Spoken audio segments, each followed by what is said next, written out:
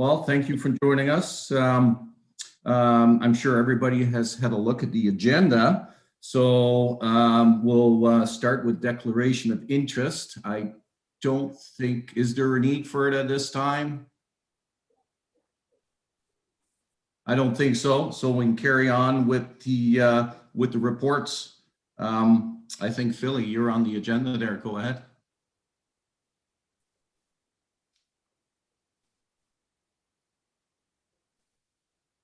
Philly, you're on mute.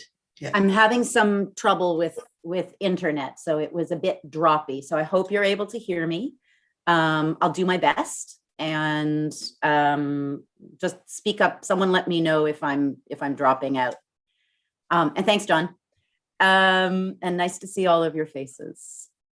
So I will do some presentations on some of the ongoing projects that we have in economic development, specifically related to agriculture and food right now, starting with Connect On.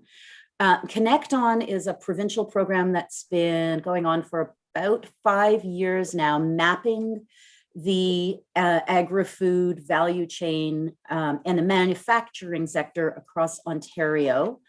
The partners include the Golden Horseshoe Food and Farming Alliance, who were the ones who created the map in the first place, and then they partnered with OMAFRA. And we are adding our agri-food and manufacturing data thanks to a partnership through the Western Ontario Wardens Caucus and a RED grant that they got. So Connect On is attempting to create sustainability across those sectors by providing data and building connections and identifying gaps and opportunities and measuring economic impacts. And the way they're doing that is by making information available to us at the municipal level that we can access at Grey County. And also we have signed on a member of staff at every one of our member municipalities and at our Business Enterprise Center and at Catapult as well, so that we can all get in and add and update and download and analyze data as we need it around those specific sectors. So we built our agri-food asset map 3.5 years ago to be compliant with Connect On so that we could do a data dump of our unique information into theirs. What's exciting is we will have for the first time through a data sharing agreement access to the OMAFRA farm registration data, which is fantastic because right now our agri-food asset map has been opt-in only. So only those farms who wanted to be promoted to the public through our map are listed.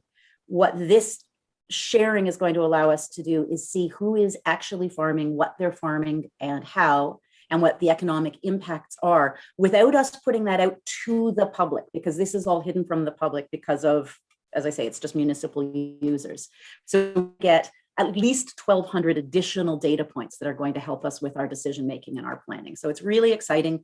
I sent off the batch of unique information that they did not already have earlier in the week. I sent off my very final copy of that. There were over 200 unique listings to add to what they already had. So when it all comes back, we're going to have amazing information that we can use in-house and also offer back to the public. Those that want to be visible to the public will continue to be visible to the public on the agri-food asset map. But what's the exciting thing is we've just done a big data hygiene project there. So everything's going to be clean and fresh and usable in the next couple of months.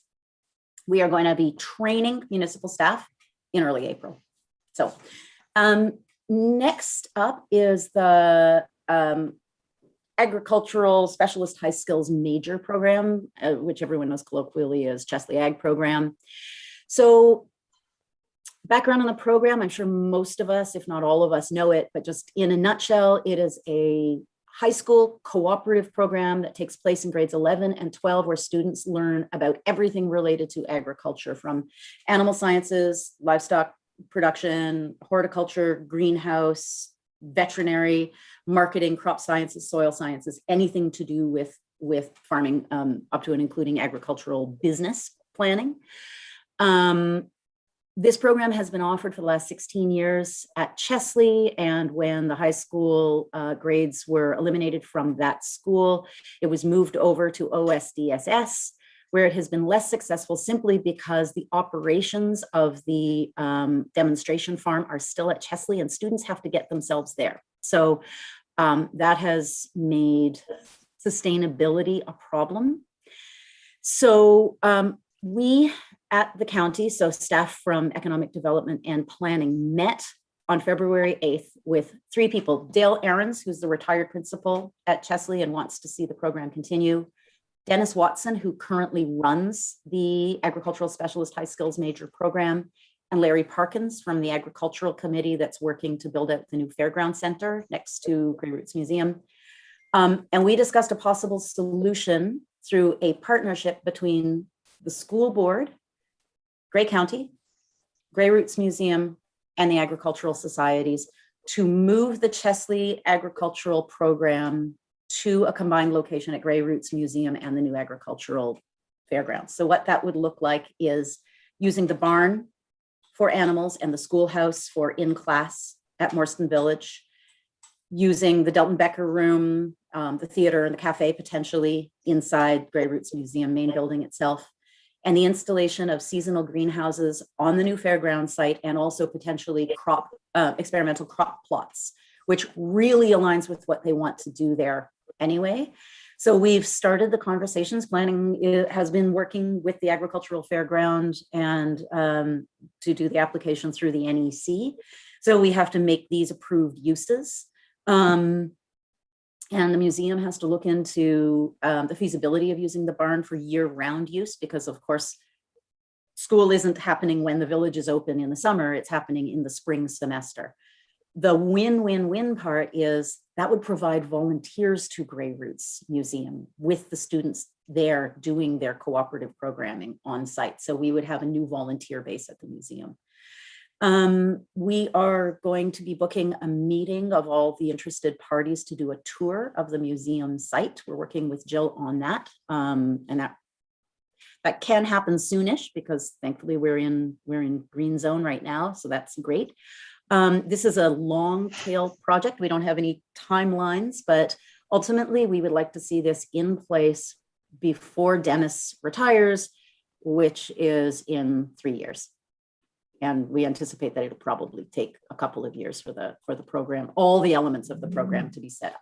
So that's really exciting for us. This is the potential for us to support youth in agriculture, and retention of youth in agriculture is great with this partnership. So I don't know if I should be addressing questions, but Brenda, I see a hands up. Go ahead there, Brenda. Ask the question. I've got one too, so go ahead. Perfect. Thanks. So, Philly, that's really exciting that there is, I think Grey Roots is a great place to be putting this Grey County agricultural high school major. I guess part of me, I didn't realize actually that it had moved from, I thought it had gone to Hanover, but so it's actually in Owen Sound. Are you seeing a lot of take up given that most of the students there are Owen Sound city kids as opposed to, is it possible to make this program not based out of the one high school, but something that's just based with the school board for access to a wider portion of Grey County? See this, okay, I will answer from my limited information. Dennis Watson is really the person to talk to about this, but the way Specialist High Skills Major works is each high school that participates in the program is assigned a specific focus. So Chesley used to be ag, it got moved because Dennis, who led the program, moved to Owen Sound, but other ones might be focusing on tourism or technology or automotive. It really is school by school, and every school gets to have one specialist high skills major. That's just the way the program works across the province. So by making a centralized location, students from any school can participate already. They don't have to be at OSDSS. They just need to get into the program. But I think making it at this location will likely make it easier because of transportation. It'll make it more viable for people across both school boards.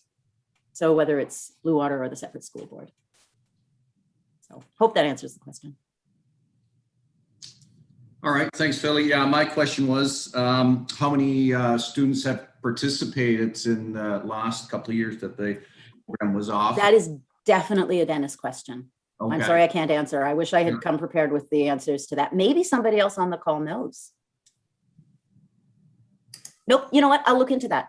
Yeah. But I saw you. And also, if we can, maybe in the future track where they end up, if they end up going to, college, university, or stay within the business, that would be, I think, of value as well, and would, help us kind of track some of that data. I see a few more questions here, Lori. Just a comment, our daughter participated in this program. She went to high school in Meaford and then switched for her last year to go to this program specifically when it was in Chesley. She thoroughly enjoyed it, and it cemented the fact that that's where she wanted to be, was agriculture and livestock related. So it was a fantastic program. Our Grey County Soil and Crop and Grey Bruce Farmers Weeks and Bruce County Soil and Crop all support this program through scholarships. In the past, I think when Holly went, there was about 30 kids in the class. And I think, since I agree, Philly, I don't have the numbers, but definitely the numbers have decreased since it went to Owen Sound. And Yes. It's interesting that you're talking about this today, because I've been wanting to find out more as to if it's been dwindling or not, because you hate to put scholarship dollars towards something that isn't a productive program. So I thank you. This is fantastic that you guys are taking this on, and I look forward to a more vibrant program in the future. So thank you. Mm-hmm. Yeah, us too. Fingers crossed that we're going to be able to make this partnership work. There's a lot of goodwill around it. All right. Any more questions? Councillor Robinson, you have a question. Well, thank you very much, and good morning to everyone. Philly, thank you very much for both updates so far. Most interesting. I'm aware of two young ladies that graduated most successfully from this program. Both were both very interested in horses, but had a overall interest in agriculture. I'm just wondering, committee members, if there may be a future role for us in some capacity, or as a partner in collective knowledge on this committee is quite vast, and whether there is some opportunity, whether immediately or down the road, that we should be exploring. So I just want to effectively just plant that seed and see if there's something down the road that we could contribute to this most valuable program. Philly, any thoughts on that? Through you, Mr. Chair. Go ahead, Philly.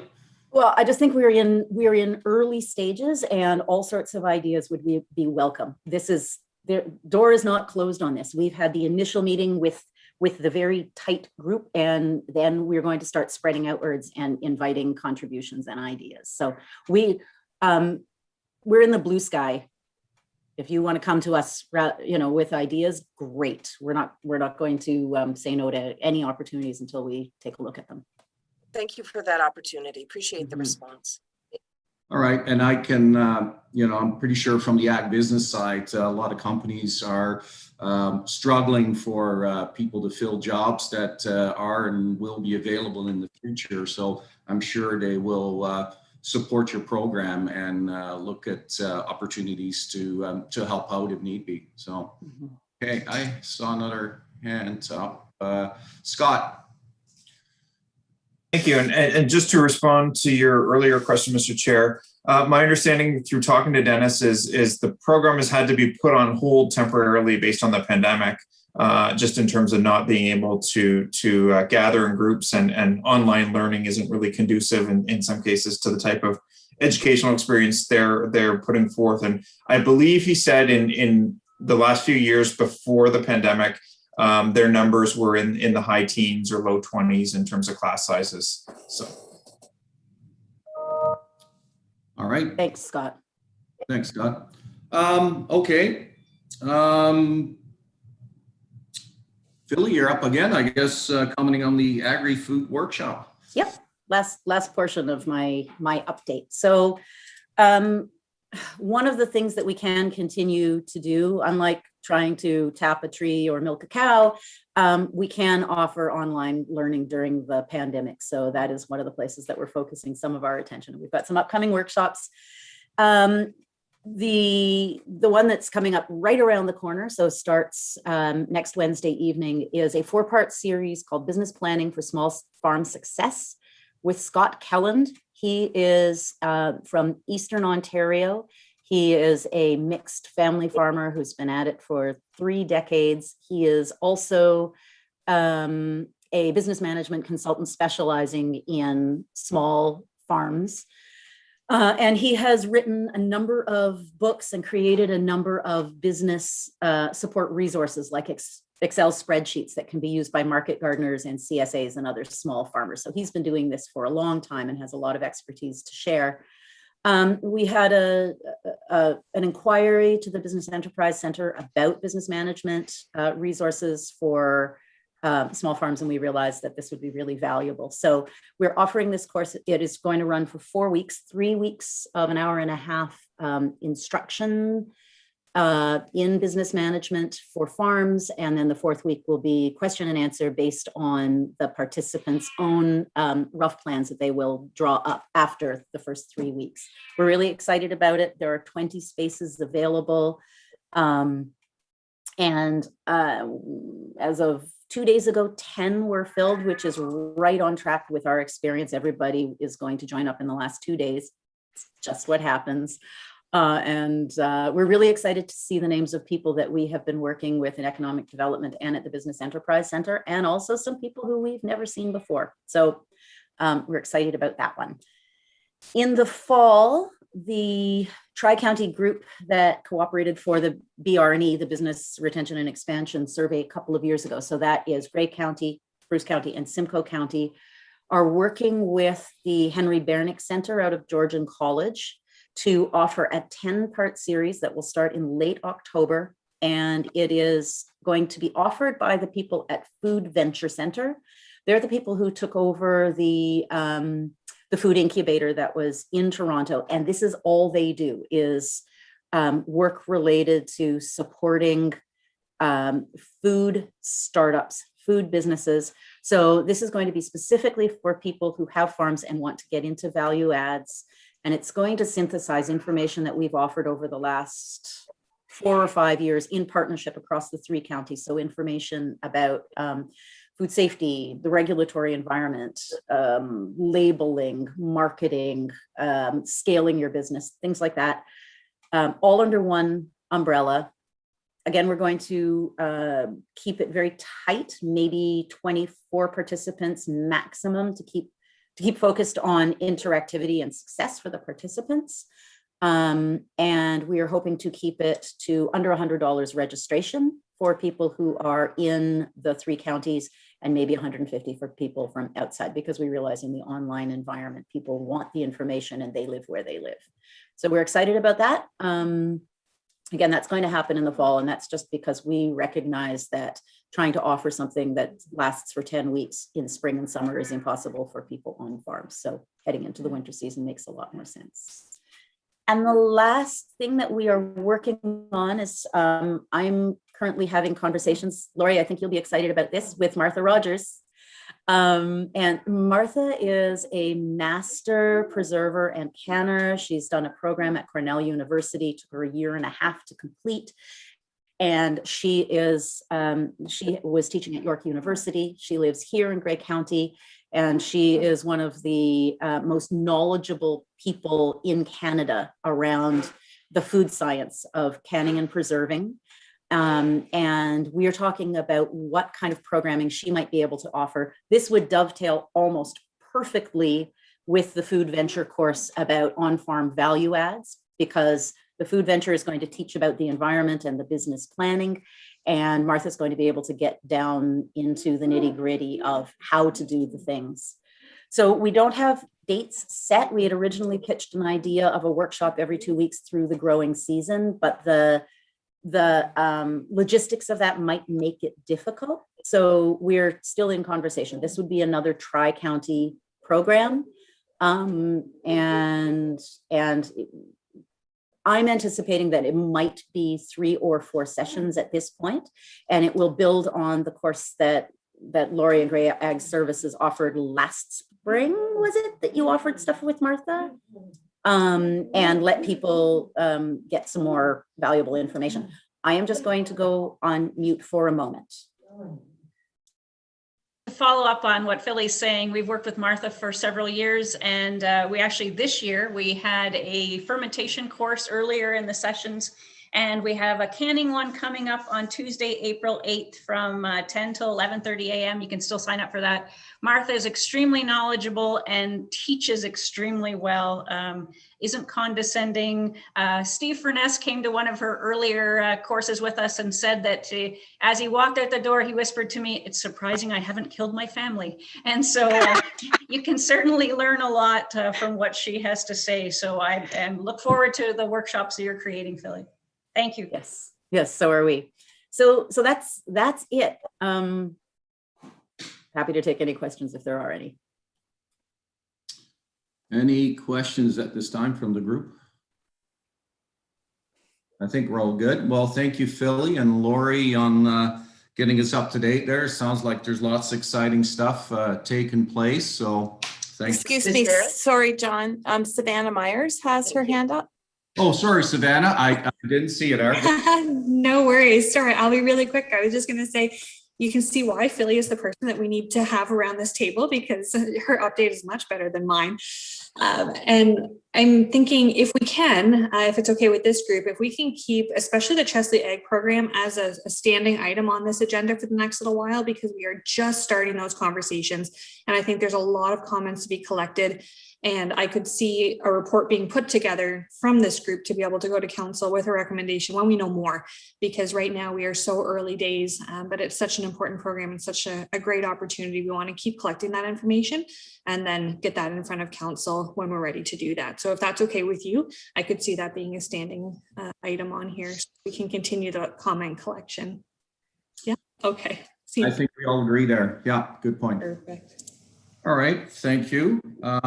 Were there any comments or questions for Philly or Lori at this time? Sure. Go ahead, Councillor Robinson. Thanks, Chair. I really like these updates. I think it's most informative. To Philly, is there an opportunity for this group to look at the data that is presented through Connect Dawn? Or is that just totally outside of the scope of what we could be Absolutely. And that was one of the things that I confirmed with the group, is that if I do data extraction, that I can use it any way I want. And this is exactly how I wanted to use it. And that is exactly what it's designed for. And the answer is yes. The other part of the answer is I'm not sure when, because the project to incorporate our data into the system ends on March 31st. We still need to be trained in how to get the information out. I anticipate that I'll know how, and I'll be able to have a first report for our next quarterly meeting, though. Just supplementary, thank you very much for that, and really appreciate the positive answer on that. Data is a language all of its own, and it certainly contributes extremely well to decision making or putting projects forward. So I can see data even contributing to the Chesley Ag program or any of our strategic planning initiatives that we will be developing. So that's extremely good news. So thanks for that. All right. Can we move on to our next topic? All right. Scott, you have a notice of open house for the forest management bylaw update. Yeah, thanks, Mr. Chair. I'll be brief on this one, but the county is currently just starting a review of our forest management bylaw. And this bylaw was passed in 2006. And this is a bylaw that looks specifically at woodlands. So it doesn't cover individual trees if someone has a tree in their front yard or something like that.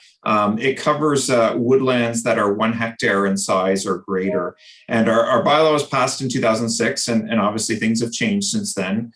So we want to freshen it up. There's some legislative changes we need to make.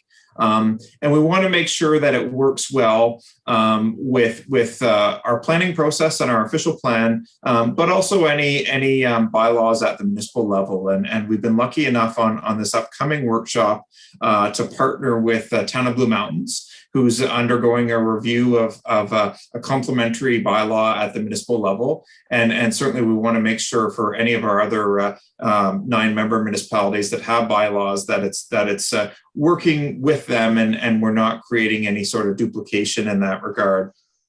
I will say that under the current bylaw, there's really 2 types of permits that one could look at if they were looking to harvest trees.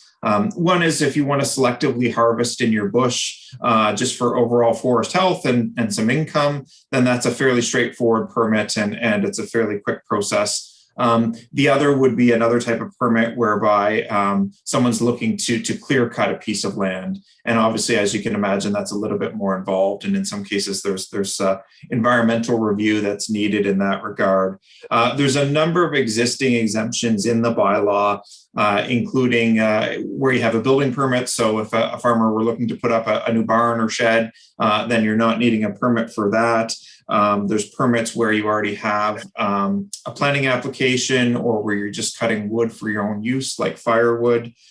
There's permits, or you don't need a permit, of course, if you have a Christmas tree farm, that's or an orchard in that regard. So that's understood. And there's also an exemption specific to farmers for maintaining sort of the edges of woodlands such that they don't encroach into existing farms or existing fields or pasture areas.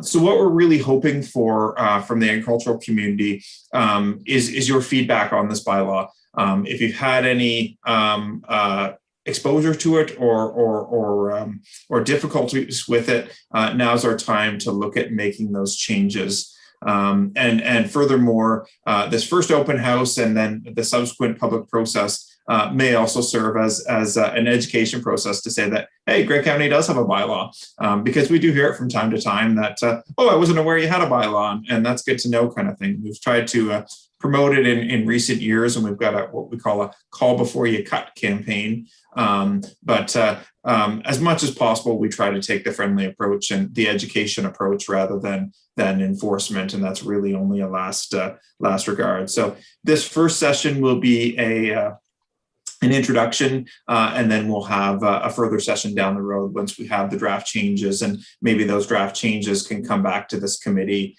and people around the table can offer any input. And I will say one further thing, since the agenda for this meeting went out, our county website has been updated, and there's a little blurb on the website. So in the minutes, we can add a direct link to that, which gives further background on the current bylaw and some of the changes we're looking at. So that's all I have, but I'd certainly be happy to take any questions if there are any. Thank you, Scott. Councillor Robinson has a question. Thank you, and through you, Mr. Chair. So this is one of the great reasons why we have this Agriculture Advisory Committee at the county level. So the tree bylaw, I'm just trying to get the process in place for decision making, because it would be really great if we could have this proposed bylaw on the agenda, that this committee could provide feedback on it. And I'm just wondering timeframes. I recognize that the first session is beginning, but if this item was put back on our, or rather put on our next agenda, subject to us figuring out when that next meeting will be, would we have enough time to have the discussion at this meeting and then prepare any recommendations should this committee wish to go forward on it? So Scott, just wondering if there's time frame opportunity here. So through you, Mr. Chair, yeah, this really is just the kickoff at this stage. We don't have a hard and fast time frame for when we hope to complete this project. You know, ideally it would be later this year, but we want to make sure we get word out there to farmers, to rural property owners, to harvesters, to really get all the input we can. Ultimately, the decision will have to come back before County Council, but I don't see any issue with with it coming to the next meeting of this group prior to going to council to make sure we get that feedback. And, really once we have the draft bylaw, that'll help people to better consider whether or not there's any impacts to them or further tweaks that need to be made. And like I said, it's those existing exemptions that might be of most interest to farmers to make sure that they're covered and not having to go through too much in the way of any undue process, while still meeting the overall objective of providing good protection for grazed woodlands in that regard. But good comments, Councillor Robinson, and we're certainly happy to bring it back through this group. Councillor Robinson, go ahead. Sorry, I was speaking with mute on. Through you, Mr. Chair, and thank you very much, Scott, for that response. It would be fantastic if this draft bylaw could be put on the next agenda. We've got here a number of cross-section of agricultural sector representatives. So hearing their feedback on it, and certainly there's the many farm acreage has the pockets of 1 or 2 acres of woodlot. So I would be most interested to hear representatives from this board contributing to any of the changes. Maybe there will be no changes because we do know that the bylaws are very, very well thought out from a county staff level. But I think the opportunity for this committee to provide input would be great. And we've got advance notice that it's going to be on. So thank you very much. Thank you, Councillor Robinson. Any comments at this time from any of the farm representatives? Councillor Silver has a comment there. Go ahead. You're muted right now. I'd like to thank the county for working with the town of Blue Mountains on this.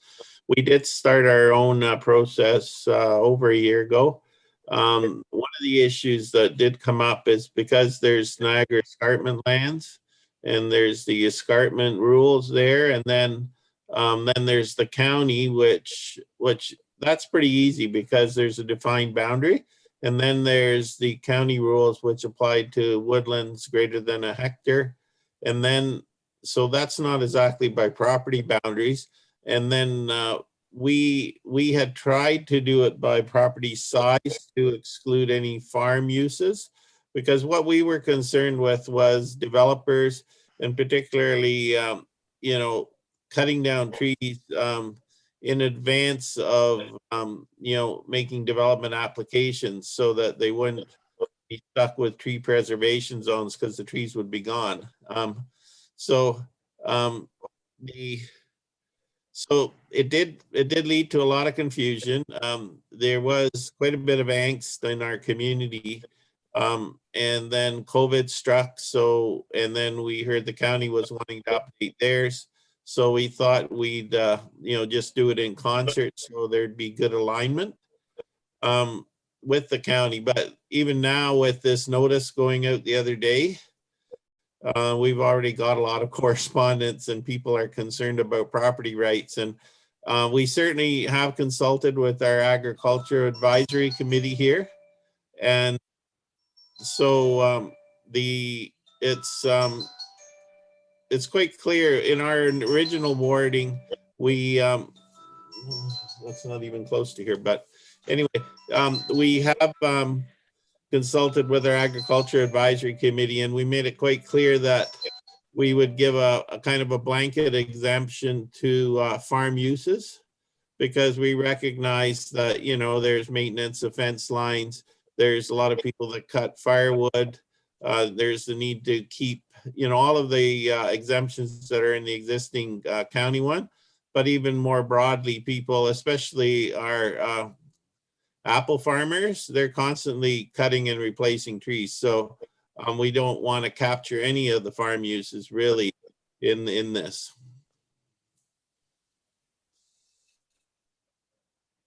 All right, thank you for your comments there.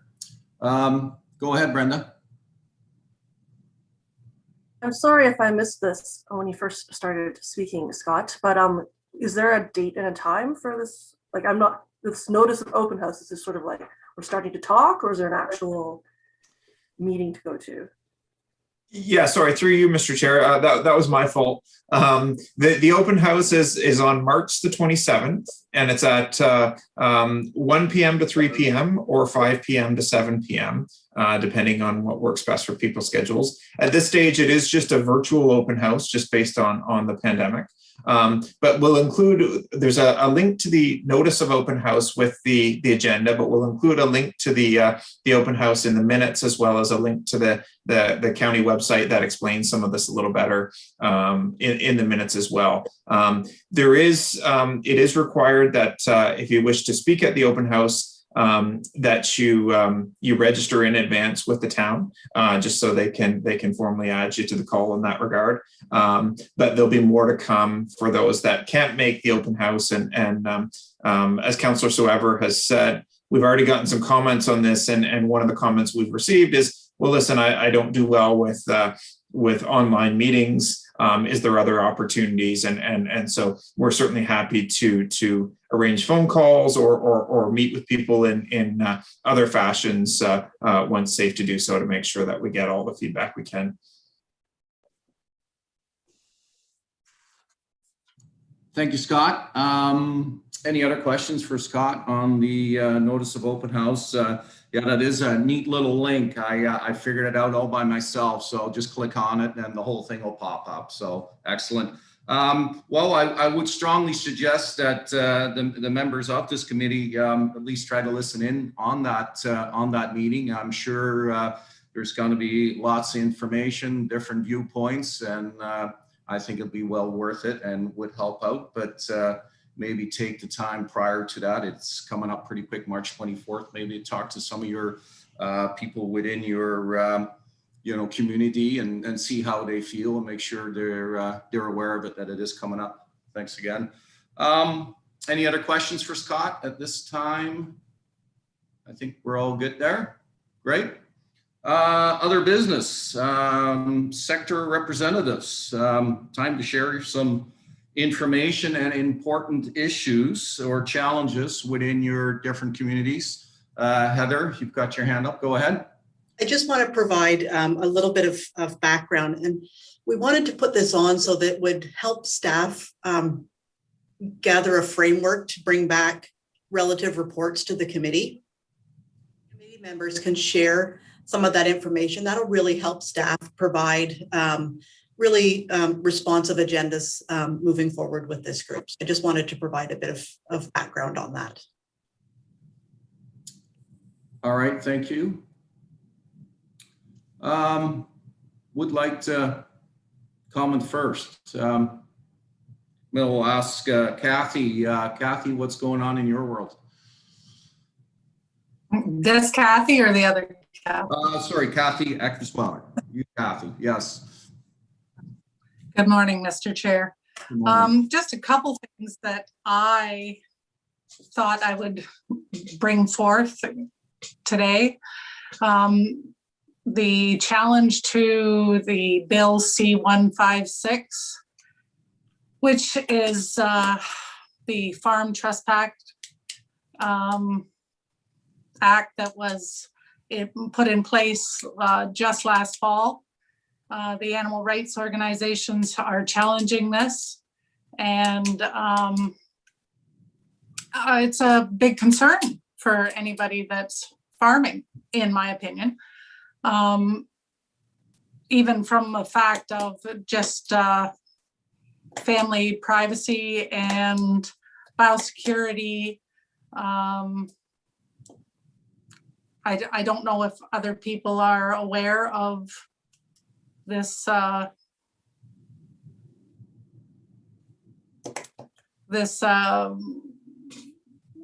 being challenged. Yes, no. Any comments from the group? I know the law is, yeah, it's there, and I'm not sure if there's enough protection for the producers at this time. Any comments from the group? Lori, I saw you shaking your head. Certainly the Federation of Agriculture, as well as probably other groups. Brenda can comment about NFU, but I know Federation is working very hard to ensure that farmers are aware of everything that this bill covers. It is essential that this bill is in place and followed through, and that it isn't challenged, because it is protecting farmers' livelihoods. It's protecting our food safety. It's protecting our truckers when they're trying to transport the pigs to the abattoirs. So Federation has some signs available. At one point, you could only get the signs. If you were a dairy farmer, you would get a sign from the DFO. If you're a beef farmer, you get signs from BFO. Now Federation of Agriculture has a universal sign that you can post to ensure that people stay off your property. Certainly the police are well aware of animal activists as well. Luckily, COVID has kept the activists away, which is a good thing. But when COVID goes away or lessens, we're sure that they'll be back on farm. And it is a huge concern, as Kathy said. And so, but check out, Federation of Agriculture has some excellent information on their website if farmers want to learn more. And so, and you can order your signs through there as well. So a good website to get more understanding about this great bill. Thank you. All right, thank you. All right. Councillor Woodbury, go ahead. I think from what we've experienced in Southgate, the other part to keep in mind with this is this protects the animals. We had a group that let a lot of rabbits out, trespassed and let them out, and it was just cruel to the animals as well. So some of these groups think they're protecting animals when they're harder on them than anyone. So yeah, this is something that we've got to support with the agriculture community. All right, thank you. Lori, go ahead. Just wanted to emphasize that not only is this bill important, it goes hand in hand with another act, an Animal Welfare Act, that ensures that farmers are taking great care of their animals. So any activists that think that we're going willy-nilly and not providing good animal welfare, that's false. It's a very stringent act. Several of the commodity groups make us follow certain regulations as well. So the farmers are well scrutinized, and they are doing everything they can to ensure the optimal health of their livestock. Thank you. Good point. Councillor Robinson. So thank you. So I was just going back to see the terms of reference for this committee. And as we're going through the issues and concerns and challenges that the agricultural sector overall is experiencing, I wonder if there's a willingness from this committee to identify what issues are, and maybe if there's action that we need to be taking, whether it's just a voice, or not just, but knowing the information. Is there support that is required, either through a letter to the upper orders of government that identifies the support, the collective support from this committee, or any other action to be taken? So I'm wondering if that is something that we should think about.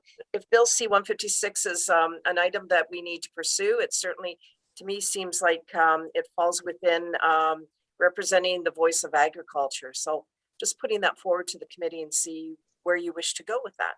Thanks. Maybe even with Kathy, if she has additional information. Kathy. Well, go ahead. go Kathy. ahead, John. Yeah. Well, I was just going to add that for me in the poultry industry, what I see is a biosecurity concern. And to add to that, we also have ILT outbreak in Paisley, which very few people that aren't in the poultry industry will be aware of, which it's a serious contagious disease. And I can't remember it ever being in Grey Bruce before. It's a respiratory virus. It's highly contagious. And when you put into place people that aren't aware of the challenges to our livestock, and around this area a couple of years ago, we had somebody impersonating a feed salesman walking onto farms, and it's a big concern. I think support is a great place for this committee to be looking at, like it's because it's making it visible. All right, thank you. How would you like us to proceed? Just with a letter of support for this bill, or what are the suggestions there? I think that's a good start for sure. Okay, thank you, Kathy. Any other comments there? Savannah, did you want to add something to that? We were just wondering if maybe this is something that Philly could do a report on and bring back to this committee, if that would make sense. Yeah, I see lots of heads. Okay, perfect. That'd be much appreciated. Councillor Robinson. Thank you, Mr. Chair.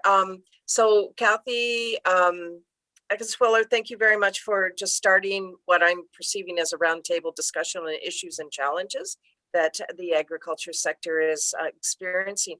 I was wondering if, as we're discussing the issues and challenges, that we're almost creating a chart which identifies the issues and then actions forward. So my hope is that we're identifying the issues, and then also if there is a path forward, maybe not making decisions today necessarily, because we would have to gather more information. So with Savannah Meyer's suggestion of a report being brought forward, and that's amazing, because then we're having the information before us, and that we're able to well, read it ahead of time before we're at the meeting, and then make the value judgment when we're all together. That's just my thoughts, food for thought, if you will. No, that makes a lot of sense. So I'd support that. Okay, Kathy, was that the only thing on your mind as far as challenges within your sector, or are there other issues as well? That's what I had brought to the table today. There's always challenges, so. Good, thank you.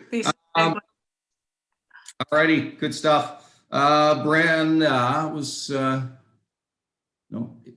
would you like to report on what's going on in your world, please? Yes, there are a number of issues, hopefully a short list of issues I would like to bring to the attention of this group. So thank you that we have this space to share this information. I actually was just on a call with our MP, Alex Ruff, the other day, just talking about some of the climate crisis issues out there, and some of the things we can do in agriculture to address the situation. And actually one interesting point that we were talking about was actually having more local abattoirs. And this is probably not a new thing for anyone here. It is right across all farm organizations that we all would really like to see a lot more local processing power. And by power, I just mean capacity. We need more abattoirs. We need to find ways to help new ones start up, existing ones continue, find succession strategies. We need to be able to possibly have apprenticeship programs to have people learn to enter the abattoir and butchering industry. I feel like, especially in Grey County, when we have quite a lot of livestock from a range of sizes of farms, having these local, small, mid, large, like we need a variety of the different sizes of abattoirs here to really address the volume of actual meat that we can actually produce. So it's just something I want to bring forward. I'm not 100% sure how that works at like a Grey County level versus the provincial inspection level versus all the rules that are out there. But I feel that if it was something that we all understood as being something that would really help farmers right across this county, then anytime it comes up in conversation at all levels of government, we can put in our 2 cents and say, yes, let's move forward on this particular thing. And I also wanted to throw out there the slightly more alternative abattoir suggestion of, we also need to start being creative and considering how do we have licensed and very safe mobile abattoirs, which would also take care of a lot of transportation issues to do with livestock. A lot of the animal rights activists, I mean, if you think about how far some livestock has to be trucked, and they're starting to think of rules like, oh, they're only allowed to be in the truck for, I don't know, whatever, 10 hours or something. There's no way you're going to unload a bunch of cattle and then load them back on. And there's no way that that is less stressful than just getting them to their site. So, you know, if there were alternatives even to having to truck your animals at all, if you could legally have your animals slaughtered on farm, and this, you know, this would just be a choice, the same kind of monetary choice that every farm makes to pay more or less for different services. But if this could be considered, that would actually just add another option into the whole bundle of things. And I know Manitoulin, I think, has one of these as well, because they're an island. It's terrible to have to ferry a whole pile of cattle across to to the mainland to be able to do legal slaughter. So it's not, the barrier is not public health. It really is regulation and that sort of thing. So yes, I would really like to throw that out there as something that I think that all the farm organizations can stand behind, is more abattoir capacity. The second thing I was going to bring up is probably a little bit more controversial, but it does dovetail into this forest management bylaw. I think that we as farmers, and you as councillors and members of Grey County, the public servant body, I've probably been noticing a lot more removal of hedgerows on farms. And, you know, beyond the fact that it makes our landscape less pretty, which is actually the least of the problems there, you know, I just remember to myself, like, I've been to woodlot conferences where they talk about the history, the initial history of this county being of like clear cutting of trees, putting everything into agriculture, and then essentially having everything blow away and turn to sand. And, you know, Paisley area, I've seen pictures of the Paisley area where it's just sand dunes and all this sort of thing. And it's been years and years of reforestation strategies coming into play to try to stop some of this stuff. We also know what roadways are like in the winter. You pass by open farm fields and that road is always terrible in the wintertime, even if it's not snowing that day. If there's any wind, you've got drifts. And then you have more county and various municipal trucks out on the road clearing snow, just even if it's not snowing that day, just to try to keep these roadways clear. I say this is controversial because of course it is a lot of farmers who are taking out hedgerows right now, but I feel like Grey County is like on a cusp right now. We still have a lot of our natural landscape. We still have a lot of farmers in place who do care about maintaining hedgerows and maintaining windbreaks and how that actually works with their farming methods. But we are seeing, as land prices change, a lot more farmers coming from south of us who are buying property that is more affordable than down south. And instead of coming into our area and seeing how our current landscape is actually an incredible thing, both for the environment and for agriculture, they're kind of turning us into what's down south. And I just did a drive down the other day, and I could not believe the number of lakes I could see everywhere after that 24-hour melt that we had a week or so ago.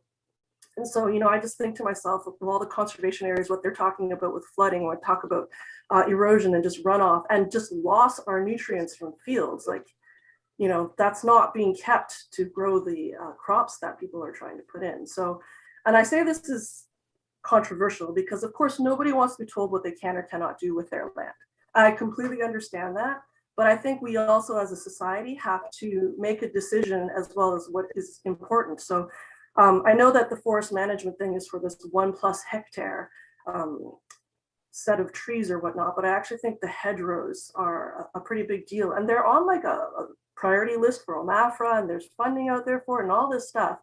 But even having money available to people to like keep them in or beef them up or add them in, the economic benefit for like real estate prices, like if you talk to any real estate agent, they'll tell you now, if you cut down all your hedgerows and you tile drain all your fields, you'll be able to sell that farm for like X million dollars more than if you didn't do that. And so I feel like, you know, if we haven't actually turned into that yet, if we could put like some breaks or just some more consideration into it, maybe we don't have to go that route out here.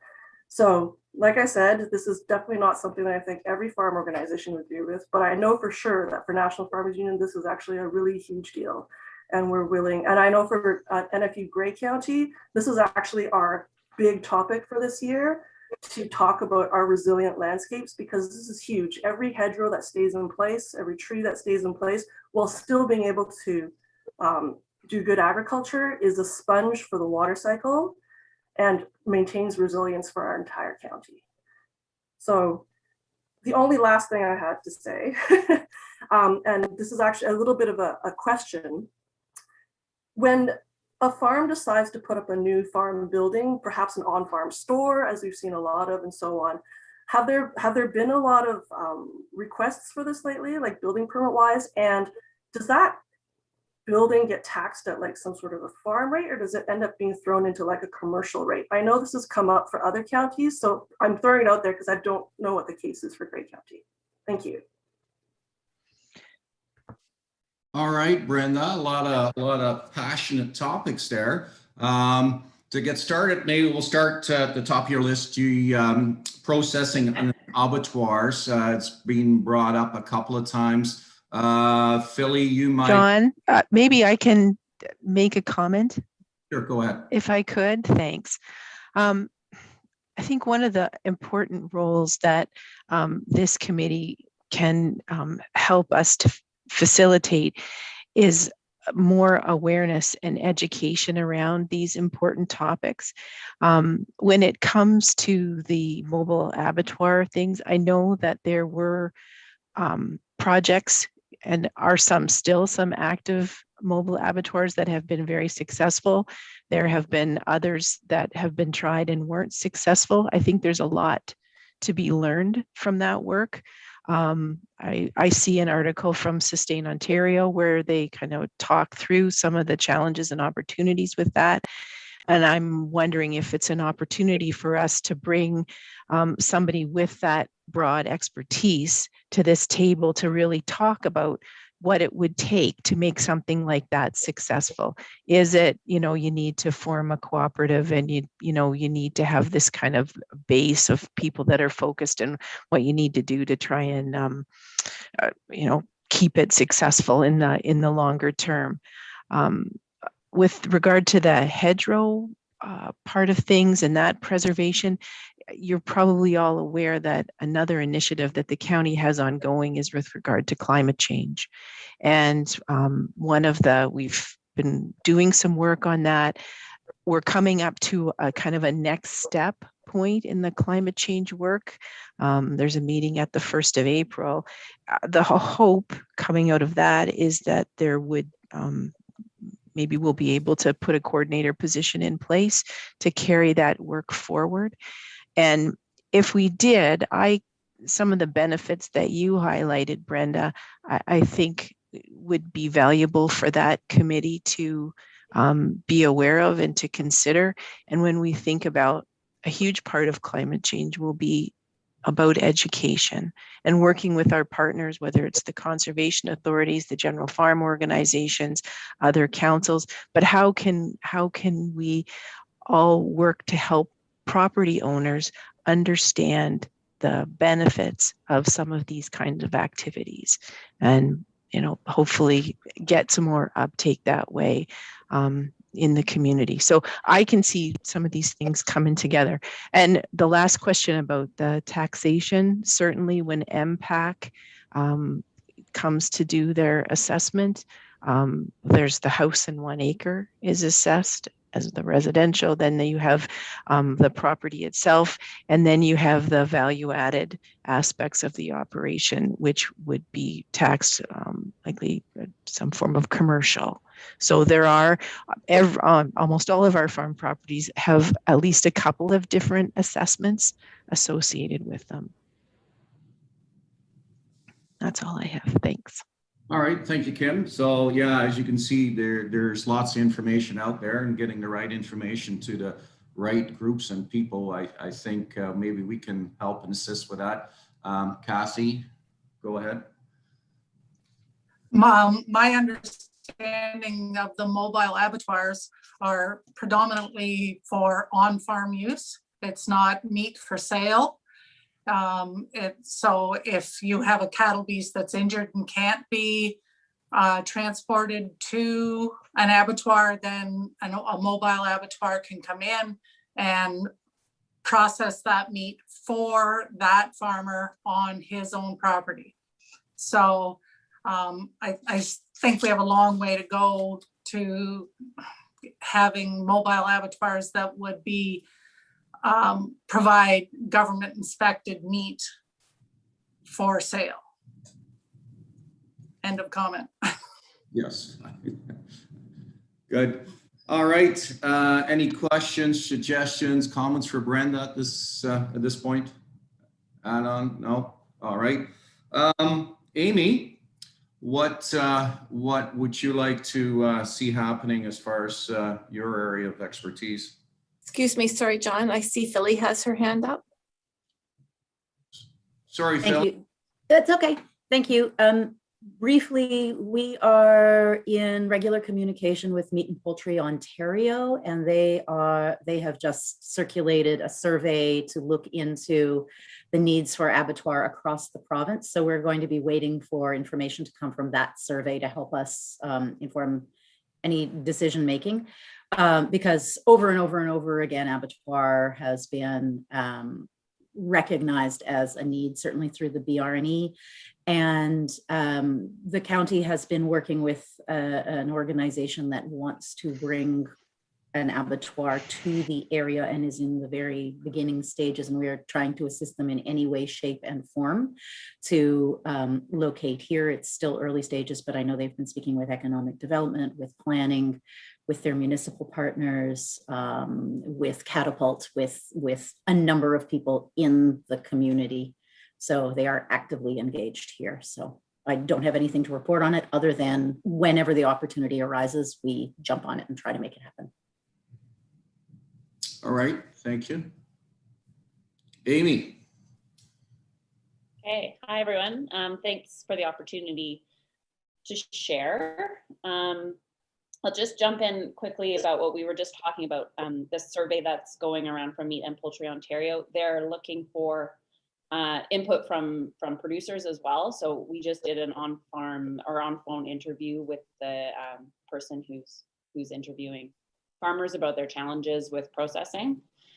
And I can pass on the information for the person who's doing the survey through the chat box. And hopefully that gets widely taken up by the producer community, because it is a big challenge for many different reasons.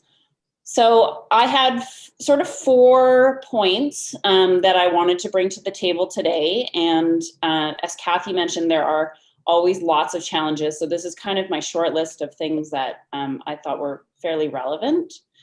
And I should couch this in, I'm a primarily a vegetable farmer. We also do poultry and pasture-raised pork and direct market through an on-farm store.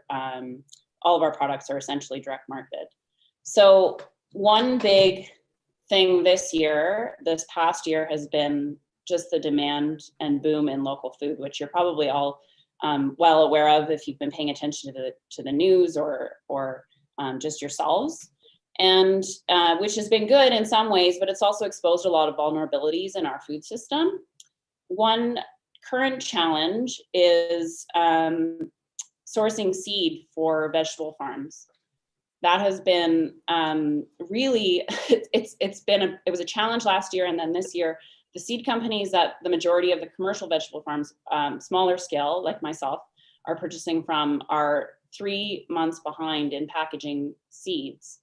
And that's gonna put a lot of us well behind schedule if you weren't prepared in ordering your seeds 6 months in advance of what you normally would.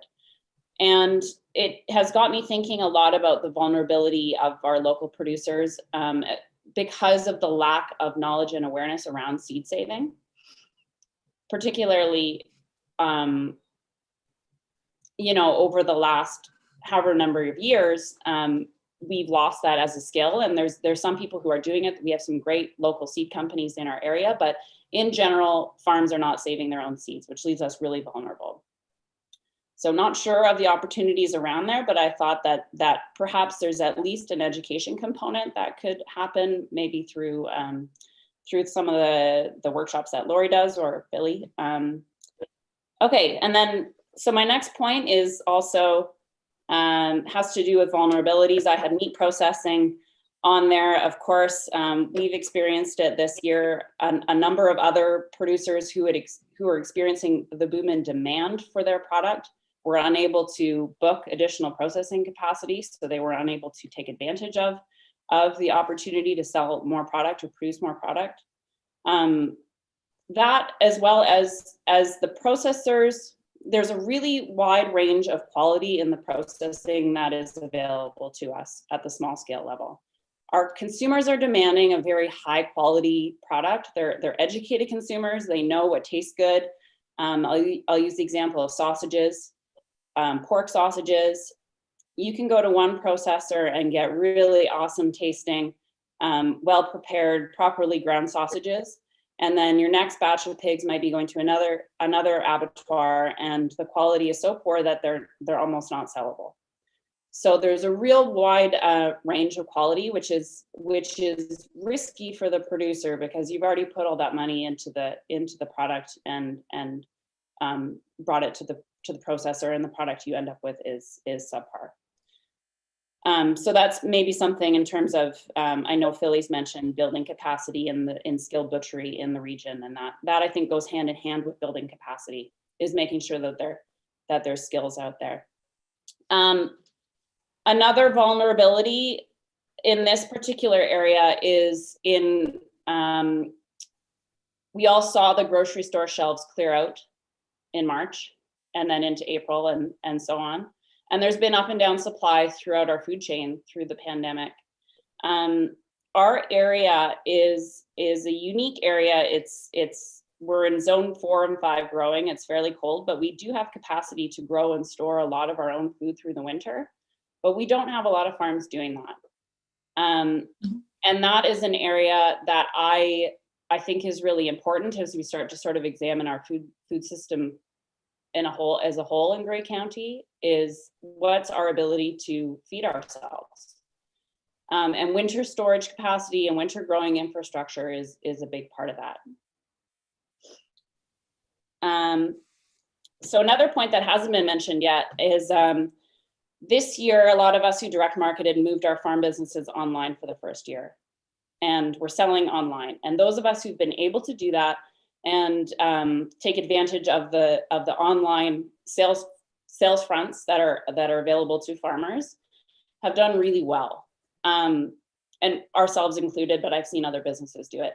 And it's important to know that there's sort of like a certain skill set that's involved with selling online, and not all farms are well positioned to take advantage of that. And so I don't see selling online going away after this pandemic's over. I think that it's just going to keep growing.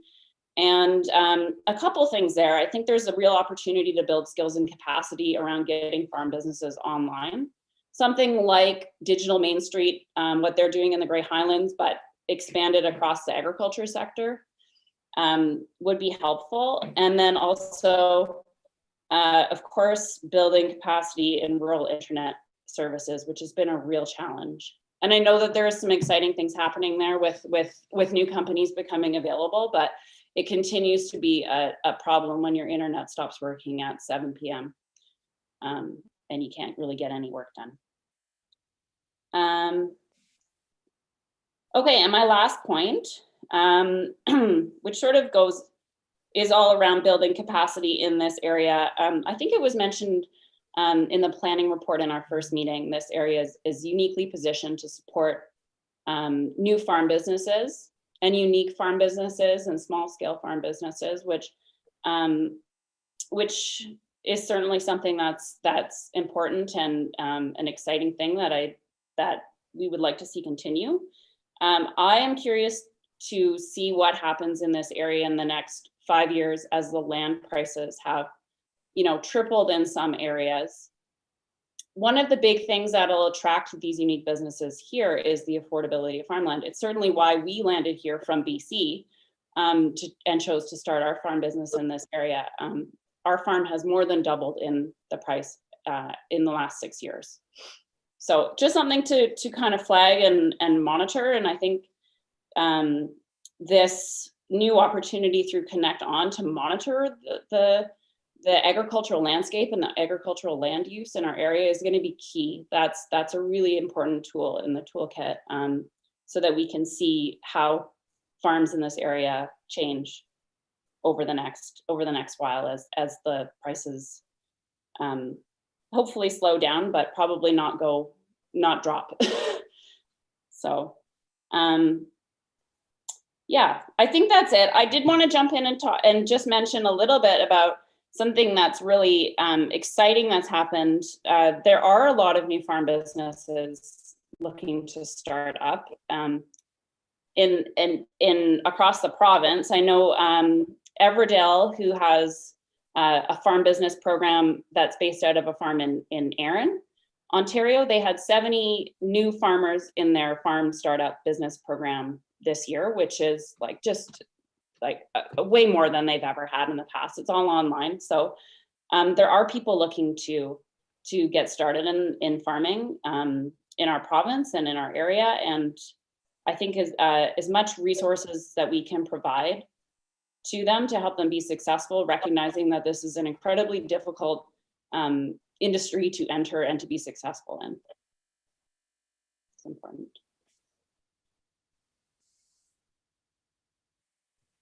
All right, thank you, Amy, for your update. A lot of good points there. Would anybody like to comment, suggest, Philly? One very brief thing that I would like to mention. There was a lot of great information there. Thank you, Amy. Last week, I listened in on a presentation that was a partnership between Nourish Food Marketing and Canadian Research, specifically about how agriculture and food and how consumer habits will be changed forever as a result of the pandemic. And they published a white paper, and I got that yesterday. So I would be happy to share that white paper with anybody. In fact, I can point the whole committee. It's only available to participants in the webinar, and I was able to download it because I had been a participant, but I will create a PDF document and share it with anyone who's interested. It's full of very engaging information, and a lot of it points to a future of online sales and a continuation of interest in local and sustainable foods. So it's not going away. All right, thank you. Any other comments for Amy or to help with some of her projects at this time? I think a lot of the points you made, Amy, are importance to our local producers. So I certainly would like to see some of those items on future agendas where we can help and assist those producers, and especially with the the online stores and getting farm produce to market. I think that's an important item, and certainly not something that's going away. Lori, can you maybe comment on, have you done anything in your lineup where that would be of any help or assistance to producers? With regards to creating online sales? Yeah. We haven't done that specifically. As Amy had mentioned, there is a group in Grey Highlands that have been helping a number of farmers get online with their sales. I know personally, I saw Amy turn hers around in, I would say, 48 hours, and did a fantastic job of making a very easy site of all of her produce, etc. It was amazing to watch in March and April how quickly these farmers went from initially, how am I going to get rid of any of my produce, etc., to being able to do such a successful job of having online sales, stores, curbside pickup. So well done to Amy and the other people that have done this. I think the experts are out there in Grey Highlands and probably other areas as well. So we haven't got it on our list as a training course, but maybe it's something, if we can find an expert, that we could do. Well, maybe I'll talk to Philly and see if we can do something together. All right, thank you, Lori.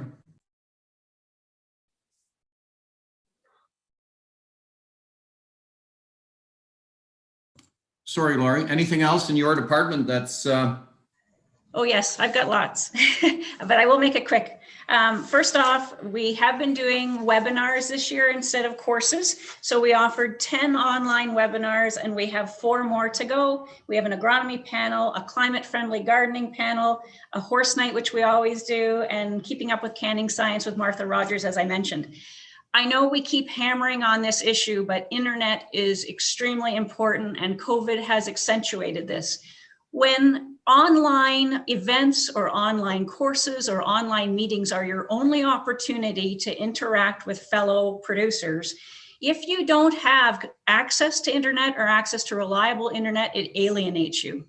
And with alienation, it exemplifies farmer mental health issues. And that's another thing I'll point out in a minute. But it is important and imperative that we figure out how to ensure that all farmers have reliable internet. We did run Grey Bruce Farmers Week, all virtually in January. We had tremendous results from people. We had people all across Canada and the US participating. But do you know, our participation from Grey Bruce was down. And I think that was because they didn't have reliable enough internet to access it. And that's a real shame that we're providing this amazing now national conference, it seems, but we can't even let our local people see what we're providing. So that is a shame. So farmers' mental health, it is a continuing concern that the suicide rate amongst farmers is one of the highest of any other occupations. The work that's been done out of Dr. Andrea Jones-Bitten's group out of University of Guelph has been fantastic. They're currently conducting another survey right now. This survey will be open till May 8th, I believe, where it's for all farmers across Canada to go in. It takes about 20 minutes to fill out. And there's quite a few comparative questions about how your mental health is now versus the pandemic, or versus how it was before versus the pandemic. And so it's a real way for the University of Guelph and others to learn about how the farmer mental health is. It's a huge concern, and I'm glad it's on the forefront of a lot of people's minds.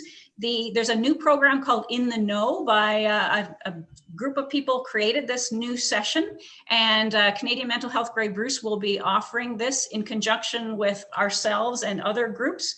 We're hoping that in April, we'll be able to provide this mental health awareness course so that we can understand more about the stressors, how to deal, etc. We have offered 2 courses in the past at Grey Ag, and so this one will be an online course, and as soon as I know the date, we'll make sure that everybody knows, but we're working with Jackie Ralph to ensure that this can happen. And so keep in mind, I think farmers' mental health it's always been an issue, but the pandemic may have worsened it. So please, if you have farmers in your spectrum, your circle, please reach out and make sure that they're doing okay.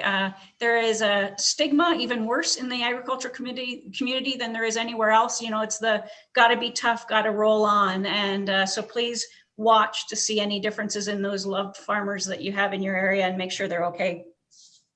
I agree with all the other points that people have said, and I've been crossing off those items off my sheet. I did want to make, I've heard lately about some funding cuts within the federal and the provincial agricultural organizations. I know the feds have decreased some research dollars, and so have provincial. OMAFRA has recently cut some research from OSCIA research dollars. And that's really scary, because if we're not researching new techniques, etc., that's we're not ahead of the game and not being able to do, you know, environmentally sound advancements in agriculture, etc. So I'm quite concerned that those dollars are being cut from these various organizations. Another thing that I wanted to bring up, and potentially sensitive, as Brenda had commented on a sensitive issue, this might be as well. I think it's wonderful that our real estate market in Grey is booming, and we have lots of new people moving into this area. But with the advancement and people coming into our area could provide some issues for farmers. A lot of these people have no idea what it takes to be a farmer, the long hours, our implements on the road, the smells that are inherent with a farm. And so I think we need to be aware, first off, from a farm implement perspective, our farmers are always challenged first thing in the spring during harvest, etc. They're on the road, their implements are large. People don't have the patience to stay behind them, and they're a huge concern all around. But when those vehicles are trying to turn left, the people behind get impatient, and then they start to soar around that implement, and it's a farmer that's at fault if he doesn't happen to see that that vehicle behind him is passing. And so a huge concern. I don't know whether we can do some signage or something, but we need to make people aware that there are farm implements on the road. They deserve to be there, and they need to be treated with respect. Another thing, so as I said, people move into a community, they maybe move to a place next to a farm. They need to be educated that those smells are a normal part of farming. The farmers work till 2 o'clock in the morning, so they might see lights in the middle of the night, but that's a part of farming. So I think just some sort of education to ensure that they are all aware of what it takes to be a farmer and to be respectful of our farms. The escalating farm prices has already been mentioned. In Ontario, there was an increase in farmland value of 4.7% in Ontario in 2020. And so the prices are increasing. And as someone also said, this is a problem because how are new farmers going to be able to afford land, but also how are existing farmers going to be able to expand their farm base, which they often do need to do. And the rental prices is getting extremely expensive or competitive as well. So that's an issue too. The other thing that the people that are moving into our area, they're dabbling in farming. And I use the word dabbling because they may not be fully aware of how to look after their animals. So they may not know that proper animal welfare. There have been situations where they haven't had adequate fencing, so the animals are getting on the roadway as well. Recently, Grey County Grey County beef farmers went to Beef Farmers of Ontario to ask for some new legislation to ensure that everyone that has livestock know how to keep them fenced properly, because it's not only a problem for the animal if it gets on the road, but definitely for travelers as well, potentially hitting these poor animals. So those are all things to we just need to keep our eyes open as to how things change for the farming community as we have new people moving into the area. I think that's it for now. Thank you very much for the opportunity. Thank you, Lori. Lots of good points there. Lots information. Any suggestions, comments for Lori from the group? I think we're, Councillor Kivany, you have your hand up. Go ahead. Thanks very much, Mr. Chair. And just want to first of all say how much I appreciate this group. The learning here is incredible. I'm so glad to be at this table. Just following up on Lori's last comments, and we had presentation at a recent council meeting suggesting that in this area in Grey County that we're seeing a huge number, I believe the number was 20% higher rate of young people in farming than anywhere across the country, which is absolutely amazing. And as you're talking about new people coming into the area and the difficulties, challenges perhaps that they're facing because people are not really aware of what it takes to be a farmer, and what I guess my question is, what are you as organizations doing to help these youth that are coming into farming and supporting them so that they stay in farming and that they're not scared off, so to speak, by any of the challenges that surround them? We've had a couple courses in the past about starting farms in Ontario, and so that has been supportive and very well received. At those courses, we've noticed a lot of networking going on, and that the first thing, I think the best thing for them is to gather close friends, gather their neighbors, figure out what their neighbors are doing. And I know Philly has done stuff where she ensures that people are networking as well. I don't know what maybe other people have ideas as to what we could do. Philly? Thank you. I I mean, there are lots of ideas, and yes, one of the things that we were attempting to do in order to maybe help with the land prices and getting younger farmers was our landowner and farm seeker networking event that happened 2 years ago. Had we not been in pandemic times, we would have offered a similar event again this year. But I did want to specifically for Councillor Robinson say that a lot of the 20% increase that we see in younger farmers is accounted for by our horse and buggy communities in South Grey. And again, that speaks to availability of affordable land, because it's very much family lines and family connections and family trust and the kind of banking that happens in that community that is facilitating the growth in that community. So I don't have the exact breakdown, but I know that a large proportion is horse and buggy community.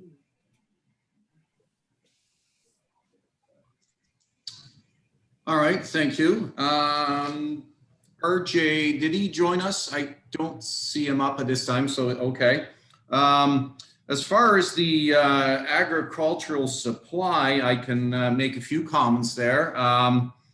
Just, as a result of last year in COVID, some of the supplies are getting tight as far as inputs into the community, which will likely lead to shortages, but also higher prices. So just be aware that farming is not getting cheaper, and the demands for inputs certainly will go up. Another item I have, we as a result of the higher land prices and such, and real estate affordability for a lot of the employees within the that support the ag community is getting to be a real challenge. So I certainly would ask council just to kind of keep an eye. Not everybody can afford to buy a farm or live in a farm. So we see some of the people that work in the industry move into town, and it isn't always affordable. So that's something to keep in mind as well. And it's not always getting easier for those that are involved in the ag biz site and that hire employees. Other than that, the only other item I had, there are some changes to the pesticide regulations. So as most of you are aware, producers will have to get licensed to buy those products that were used to be available just with your OFA card, your NFU card, your professional designation. So they do have to take a course. There are still courses available. I checked last night or a couple of days ago at Markdale, Chesley, and even Owen Sound, that they are filling up fast. Anybody that's interested, they can go to the Ontario Pesticide Education Program, and there's a website for that, and it's fairly straightforward. That's basically all I had at this time. Any other comments from the group, suggestions? Did I see a hand up there, Councillor Woodbury? Yep. Just a suggestion, actually. We have the benefit of one of our developers that's works very well with us and is pretty progressive with things. So I think if we could, or one of the organizations had an information flyer that we could put out about the farm tractors on the road, about farm smells, noise, whatever. I know that they give out packages to all the new homeowners, and they would include that. The other thing is that most of the municipalities, if not all, have social media pages and things. So as we've seen before with Grey County, the more consistent we can be, so not just making up one for Southgate and a different one for, say, West Grey. If we had one that was kind of generic to Grey County, we could all be putting that out on a regular basis and to all of the followers on social media, and we'd be getting that consistent message out across the county to help out. So I think if that's one route to go for some of the education and to help out around that. Go ahead there, Brenda. Thank you, Councillor Woodbury. I think that's a great idea because it's so true. You come out to the countryside. I came from a city. I moved out here 13 years ago and was tried to be respectful of what I found here, especially because I was farming. But what about all those who come out here and aren't farming? It's their weekend home, or now it's their everyday home because they don't want to stay in the city anymore. I think that something to just educate very kindly, great pictures, very welcoming to people as like a county initiative would just be super consistent and would really help all of our county get along with each other on the roads. And with, like, I've had posted in comments that I had heard from OMAFRA that they had so many more like farm smell, farm nuisance complaints, like the amount of time they had to waste trying to mediate between neighbors just because everybody's home, right? Everybody was home and getting on each other's nerves over this past year. So, you know, anything we can do to try to mitigate those situations before they happen would be just super amazing. And if we as a committee could like put our 2 cents into what goes into that publication, I'm all for that. All right. Is that something we can look at, put together?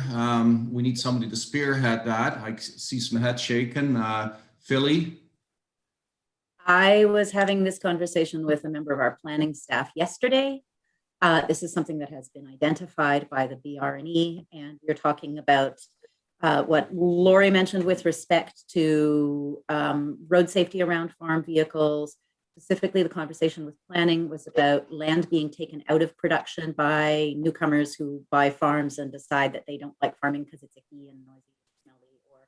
This was a new one to me, invades their privacy because of farm machines coming close to their homes. So there's a number of things that we would like to be communicating. And the discussion I had with planning staff was around maybe using real estate agents as a distribution mechanism. So this is something that has been identified. We're working on slowly, and we can, as a committee, push it up the list. And I'd be happy to work on that package with members of the committee and other people in the community, and also with tourism, because tourism is a very effective way to get that information out to the public.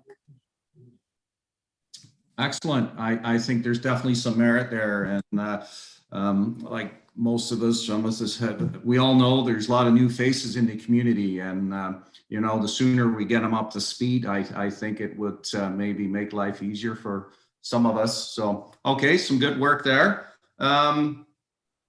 Any other comments, suggestions on hot topics? Lots of good points.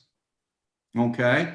Warden Hicks, you've been awful quiet there. You got all dressed up for the occasion. Do you have anything to add at this time? Yeah, no, nothing to add. I do think that a lot of good issues. I'm getting quite an education, to be honest.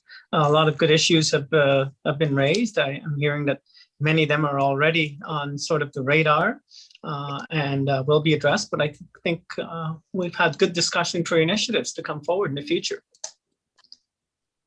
All right, lots of information there, topics for County Council to consider. Number 5 on our agenda, reference items. There's nothing there, Mr. Chair. There is nothing there. Next meeting, we'd like to set a date now. It's likely 3 months ahead again. So I think we will look at schedules, and we'll be looking probably early summer. So perhaps mid-June, but we will definitely work with the committee members to make sure that we find a meeting date that suits everyone. Okay. Time of day appropriate for most people on the committee? I think the mornings are working well for the committee members, but certainly if they're not, you can let us know that, and we can work on a different time. Excellent. Sounds great. Well, I guess if that's everything, it's maybe time for an adjournment. Can I have a mover and seconder? Councillor Woodbury would like to move, and seconded by Lori Smith. Thanks, everybody. I think this has been a productive meeting, and like to see you again. Thank you. Thanks, John. Thanks, everyone. Good job, John. Thanks. Bye.